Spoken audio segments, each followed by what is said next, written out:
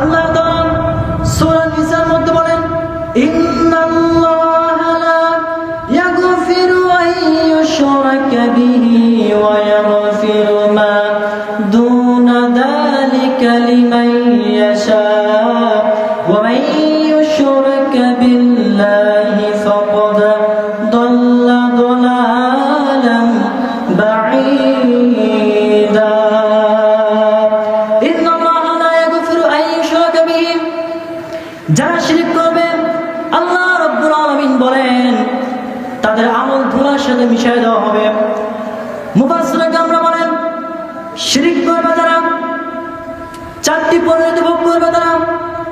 এক নম্বর পরিণতি হলো বিগত দিনে আপনি যত আমল করেছেন সকল আমল নষ্ট হয়ে যাবে, বরবাদ হয়ে যাবে।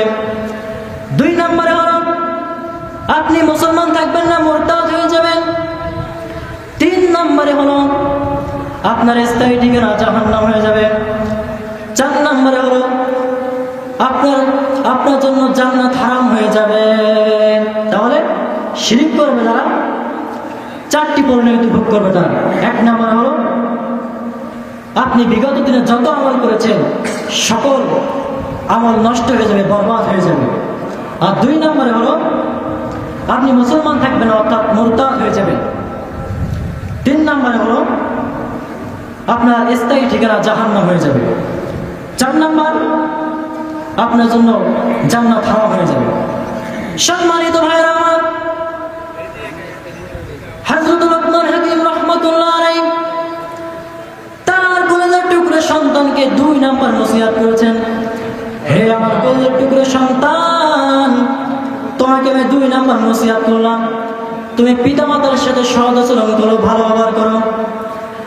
আল্লাহ তাআলা সূরা বানী ইসরাঈল 23 নম্বর আয়াতের মধ্যে জানায় দেন, ওয়া কাদা রাব্বুকা আল্লা তা'বুদু ইল্লা ইয়্যাহু ওয়া বিল ওয়ালিদাইনি ইহসানা।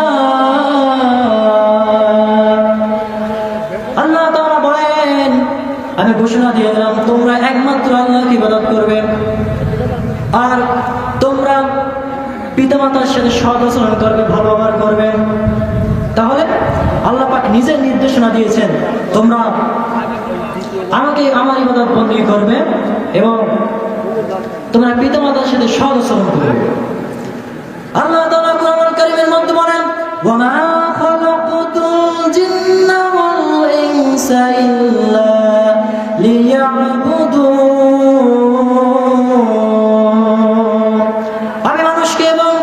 জিনকে একমাত্র আমার ইবাদত বندگی করার জন্য সৃষ্টি করেছি। তাহলে আল্লাহ পাক রব্বুল আলামিন আমাদেরকে একমাত্র